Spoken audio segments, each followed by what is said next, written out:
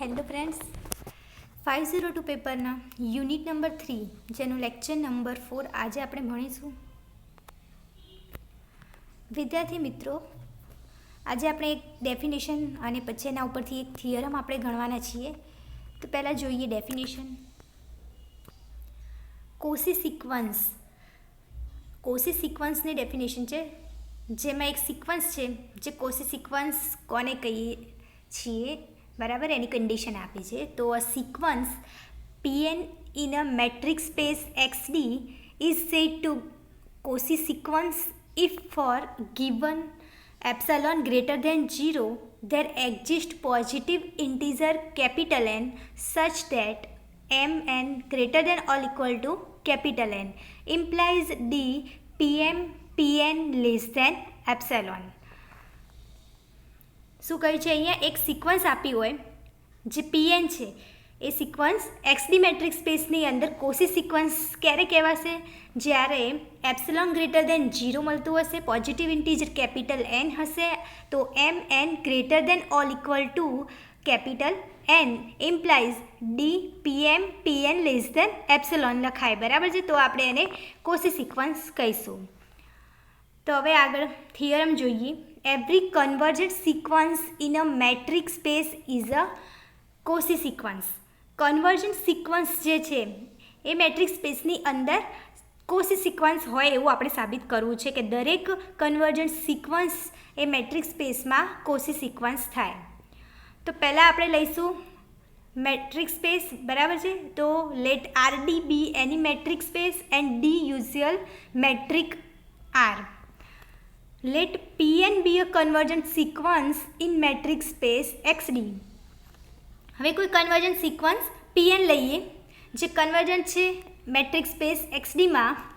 તો Pn converges to P for P belongs to capital X. Pn converges to P belongs to capital X. આપણે શું કર્યું? અહીંયા એક કન્વર્જન્ટ સિક્વન્સ લીધી, કારણ કે આપણે બતાવ્યું છે કે દરેક કન્વર્જન્ટ સિક્વન્સ જે છે એ કોસી સિક્વન્સ હોય એવું આપણે સાબિત કરવું છે. તો પહેલાં એક સિક્વન્સ લેવાની, પણ એ સિક્વન્સ કેવી હશે? કન્વર્જન્ટ હશે. તો આપણે લઈ લીધું કે Pn જે છે કન્વર્જન્ટ સિક્વન્સ છે મેટ્રિક સ્પેસની અંદર. તો કન્વર્જન્ટ હોય તો કેવી રીતે લખાશે? Pn converges to P for P belongs to capital X. We show that sequence Pn is a Cauchy. આપણે શું બતાવવું છે? આ જે કન્વર્જન્ટ સિક્વન્સ Pn છે એ કોશી છે એવું. તો કોશી માટે શું જરૂર પડશે? પહેલાં એપ્સિલોન ગ્રેટર દેન 0. તો આપણે શું લઈશું? ડેફિનેશન જોવાની કે શું જોશે એમાં? Epsilon greater than 0. પછી શું બતાવવું પડશે? પોઝિટિવ ઇન્ટીજર જે છે કેપિટલ N, એમાં mn greater than or equal to capital N હશે, implies d Pm Pn less than epsilon થશે, બરાબર છે. તો એના માટે આપણે શું કહીશું? There exist positive integer capital N such that. પહેલાં તો આપણે એપ્સિલોન ગ્રેટર દેન 0 લઈ લઈએ. પછી Pn કન્વર્જિસ ટુ P છે. Pn કન્વર્જિસ ટુ P હોય તો એમાં પણ કોઈ એપ્સિલોન ગ્રેટર દેન 0 મળતો હશે. તો એના માટે આપણે લઈએ એપ્સિલોન બાય 2 ગ્રેટર દેન 0, અને એનું પોઝિટિવ ઇન્ટીજર કયું હશે? Capital N. So small n less than or equal to capital N implies d Pn P less than epsilon by 2, બરાબર છે. તો ઇક્વેશન નંબર આને 1 આપીએ. આપણે Pn જે છે કન્વર્જન્ટ સિક્વન્સ છે, માટે કન્વર્જન્ટની ડેફિનેશન પ્રમાણે તમે શું કહી લખી શકો? પોઝિટિવ ઇન્ટીજર હશે. એપ્સિલોન બાય 2 એ ગ્રેટર દેન 0 છે, તો એને આવી રીતે લખી શકાય n greater than or equal to capital N implies d Pn P less than epsilon by 2. Equation number 1 from 1 ઉપરથી લખીશું આપણે for m greater than or equal to capital n greater than or equal to capital N implies d Pm P less than epsilon by 2 d Pn P less than epsilon by 2 લખી શકાય. એના ઉપરથી m માટે લખીશું Pm P less than epsilon by 2, અને n માટે લખીશું d Pn P less than epsilon by 2. By triangular inequality, તો ઇનક્વાલિટી પ્રમાણે આપણે લખવું હશે તો શું લખાશે? For mn belongs to capital N implies d Pm Pn less than or equal to d Pm P plus d Pn, બરાબર છે. તો less than or equal to છે, તો અહીંયા ડી Pm P જે છે એના જગ્યાએ તમે શું લખશો? Less than epsilon by 2. પછી ડી Pn એના જગ્યાએ શું લખાશે? Less than epsilon by 2.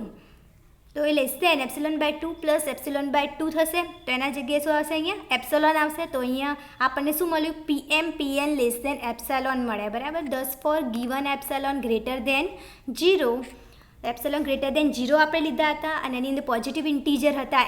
Capital N હતો જેમાં એમ અને એન બંને કેપિટલ એન કરતાં મોટા હતા. તો આપણને શું મળ્યું? Then DPM less than epsilon મળ્યા. તો આ કન્ડિશન થઈ સાબિત. એનો મતલબ કે PN એ સિક્વન્સ કેવી હશે?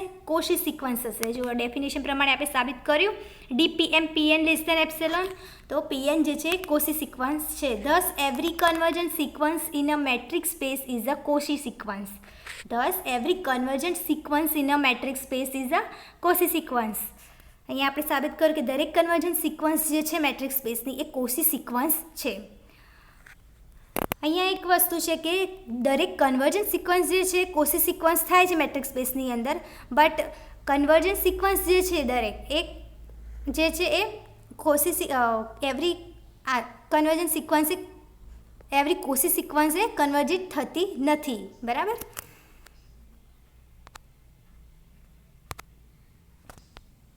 હવે આગળ જોઈએ diameter of a set. Definition છે ડાયામીટર ઓફ સેટની. તો કોને કહીશું ડાયામીટર ઓફ સેટ? તો late E be a non-empty subset of metric space XD.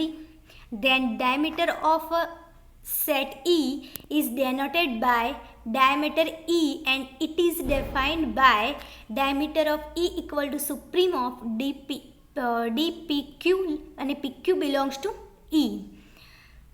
અહીંયા E જે છે કોઈ નોન એમ્પ્ટી સબસેટ છે મેટ્રિક સ્પેસ XDનો અને then diameter of set E is denoted by diameter of E. તો આપણે આ E ને ડાયામીટર તરીકે લખવો હોય તો કેવી રીતે લખાશે? ડાયામીટર ઓફ E તરીકે લખાશે.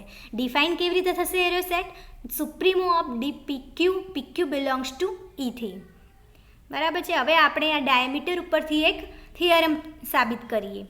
થિયરમ છે proof that diameter of E bar equal to diameter of E. તો અહીંયા આપણે સાબિત કરવાનું છે diameter of E bar is equal to diameter of E.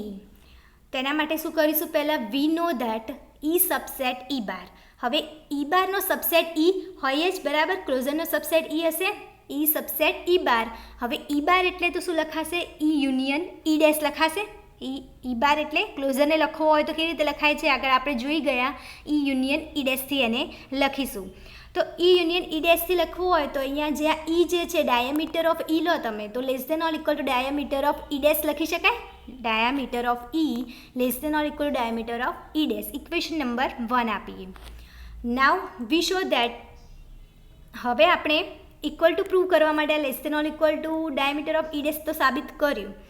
તો અહીંયા હવે આ સાબિત કરી દઈએ તો મળી જાય કે diameter of E bar less than or equal to diameter of E dash. બરાબર. Sorry E. તો એ પ્રૂવ કરવા માટે પહેલાં તો એપ્સલોન ગ્રેટર દેન 0 લઈએ. Be any given any point PQ belongs to E bar. there exist P dash Q dash belongs to E such that P dash belongs to neighborhood epsilon by 2P and Q dash જે છે neighborhood of epsilon by 2Q. બરાબર છે. સો DP dash less than epsilon by 2 અને DQ dash less than epsilon by 2 આવી રીતે લખી શકાય.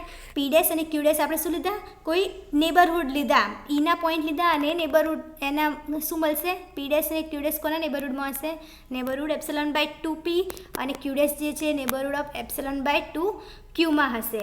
તો DP P dash less than epsilon by 2 અને DQ dash less than epsilon by 2. Now so DPQ less than or equal to DPP dash plus DP dash Q dash plus DQ dash Q.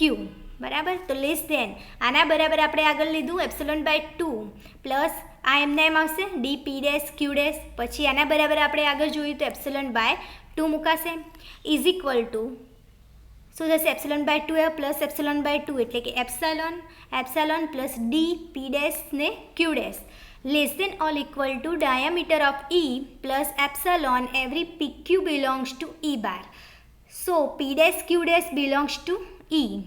P dash અને Q dash જે છે એમાં હશે. બરાબર. Since PQ belongs to E bar તો diameter of E bar less than or equal to diameter of E plus epsilon. બરાબર. પી અને ક્યુ ઈ બારની અંદર હોય તો એને આપણે ડાયામીટર ઓફ ઈ બાર જે લખવો છે આના જગ્યાએ શું લખાશે diameter of E bar less than or equal to diameter of E plus epsilon.